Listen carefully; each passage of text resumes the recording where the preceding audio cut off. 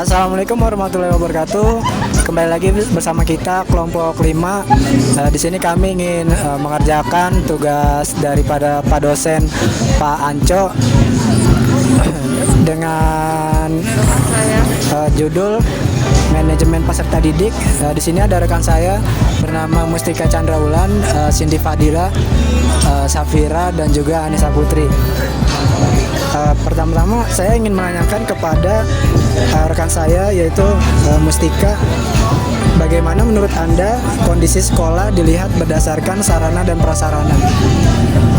Kalau untuk di Jakarta ini sarana prasarananya sudah sangat maksimal sih. Pemerintah sudah ngasih fasilitas yang bagus. Terutama sekarang kan udah dikasih fasilitas lab komputer, terus perpustakaan juga. Jadi di sini tergantung siswanya yang mau meningkatkan kemampuan dirinya gimana nih gitu. Jadi di sini tuh tergantung siswanya sih, kayak dia cara memanfaatkan fasilitas sekolahnya tuh gimana biar imbang sama kemampuan dari siswanya tersebut. Udah sih gitu.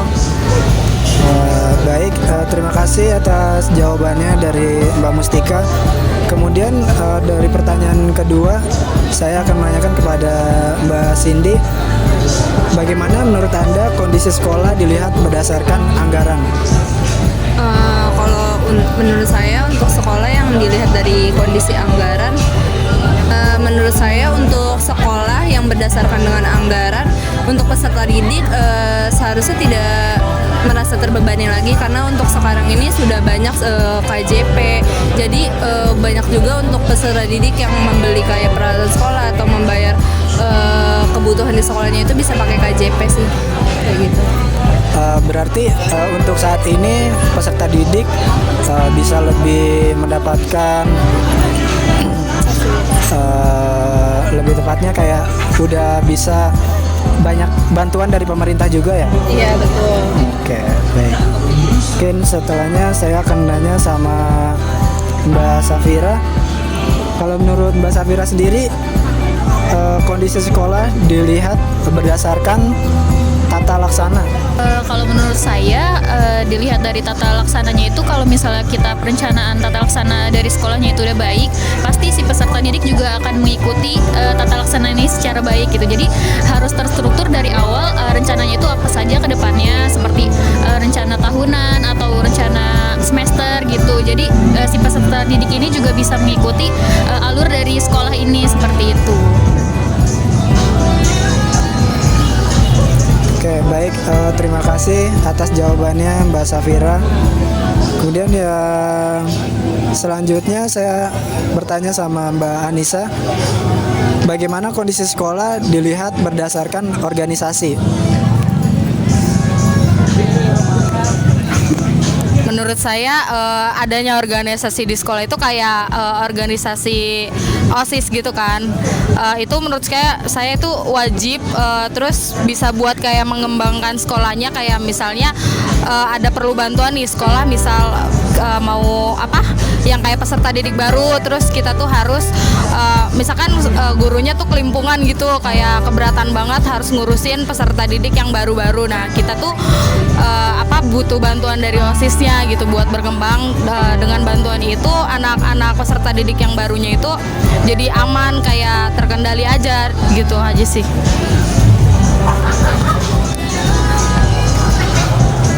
Baik, pertanyaan selanjutnya kembali lagi sama Mbak Mustika.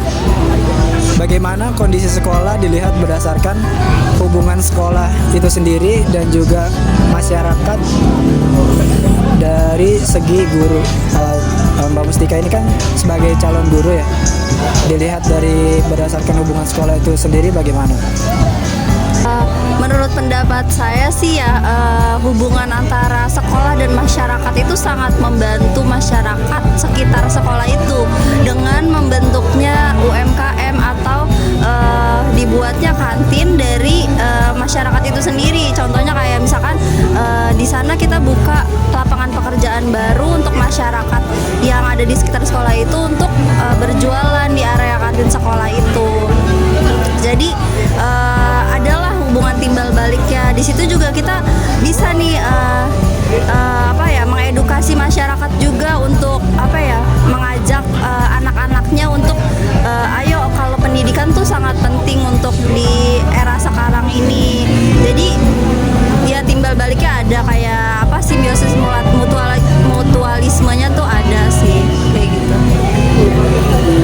Berarti dari jawabannya Mbak Mustika ini dari segi masyarakatnya juga dengan adanya dia membuka UMKM bisa jadi sebagai bantuan juga untuk mungkin anaknya bisa sekolah di tempat di sekolah tersebut ya.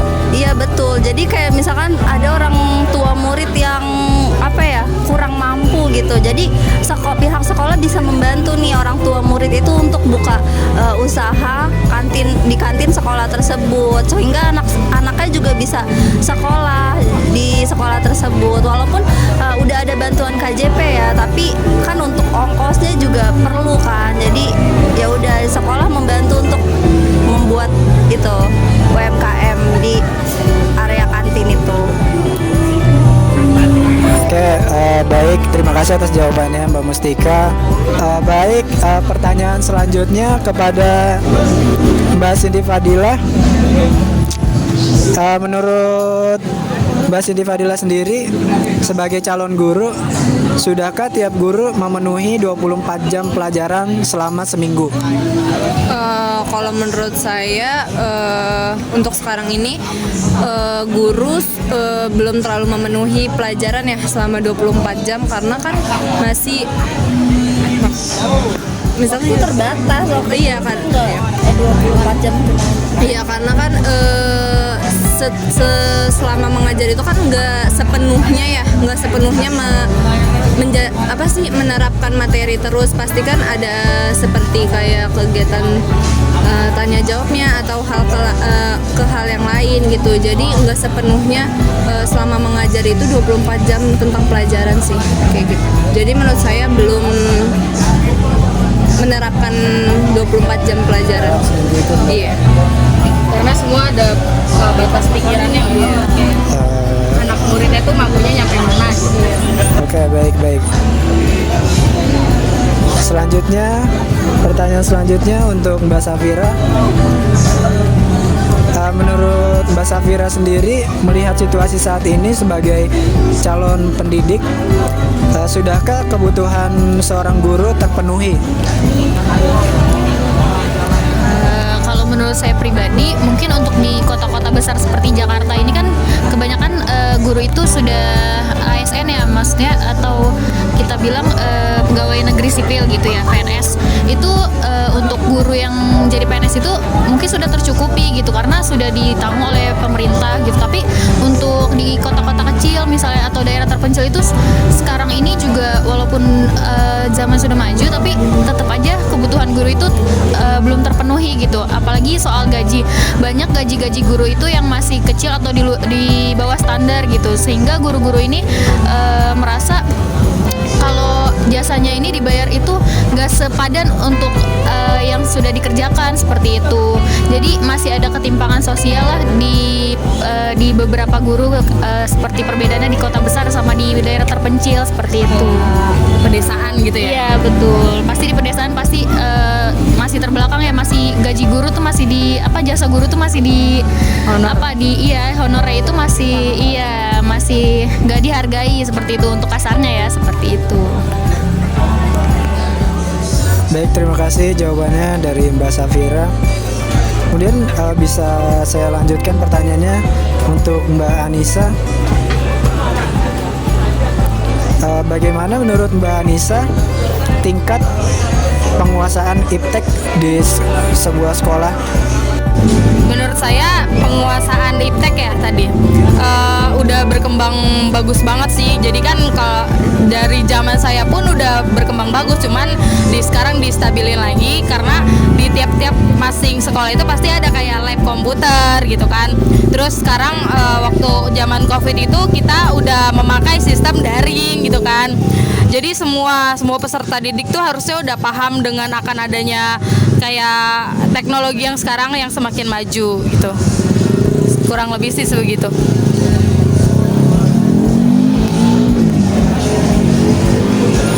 terima kasih kepada jawabannya dari peserta podcast hari ini. Selanjutnya saya akan memberikan kesimpulan dari podcast hari ini. Baik, untuk kesimpulan pada podcast hari ini dari keseluruhan adalah yang saya tanyakan tadi ada anggaran, sarana dan prasarana, tata laksana, kemudian juga ada organisasi, hubungan sekolah masyarakat. Dari segi guru sebetulnya sudah cukup mumpuni ya, sudah cukup berkembang ya kan dari masa lalu ke masa kini, karena semakin modern juga media sosial yang sudah dijelaskan tadi juga semakin meningkat gitu kan. Kemudian juga dari segi guru sekarang pemerintah juga sudah memberikan apa ya istilahnya fasilitas dan juga LP3 untuk menjadikan guru tersebut sebagai PNS gitu kan. Jadi saya rasa kebutuhan guru saat ini sudah terpenuhi, baik dari masalah-masalah yang sudah saya sebutkan tadi. Mungkin cukup sekian podcast kami hari ini. Terima kasih. Wassalamualaikum warahmatullahi wabarakatuh.